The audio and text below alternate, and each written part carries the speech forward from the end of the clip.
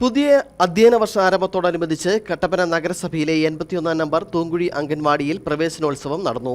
25-ാം വാർഡിലെ 40ഓളം വിദ്യാർത്ഥികൾക്ക് പഠനോപകരണങ്ങൾ വിതരണം ചെയ്തു.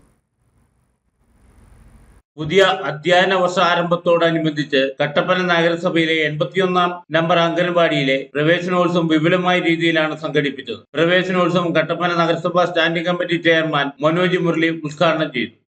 1-ാം ക്ലാസ് മുതൽ +2 വരെ പഠിക്കുന്ന 50ഓളം വിദ്യാർത്ഥികൾക്ക് സത്യസായി സേവ ഓർഗനൈസേഷൻ ഇടുക്കി ജില്ലാ കമ്മിറ്റിയുടെ നേതൃത്വത്തിൽ നടന്ന പഠനോപകരണ വിതരണം സത്യസായി സേവ ഓർഗനൈസേഷൻ ഇടുക്കി ജില്ലാ പ്രസിഡന്റ് സജീവ് എസ് നായർ ഉദ്ഘാടനം ചെയ്തു. സ്കൂൾ ബാഗ്, നോട്ട്ബുക്ക്, പേന, പെൻസിൽ, കുഴ തുടങ്ങിയവയാണ് സത്യസായി സേവ ഓർഗനൈസേഷൻ വിതരണം ചെയ്തത്. അംഗൻവാടി ടീച്ചർ മേരിക്കുട്ടി ബേബി അധ്യക്ഷത വഹിച്ചു. Nedumkandam block panchayat vice president Sreedevi S Lal, P Kuttappan, PS Narayanan, VR Gopakumar, MK Raveendran, Omana Janardhanan, Jyothi Saju തുടങ്ങിയവർ സംസാരിച്ചു. Idukki vision news, Kattappana.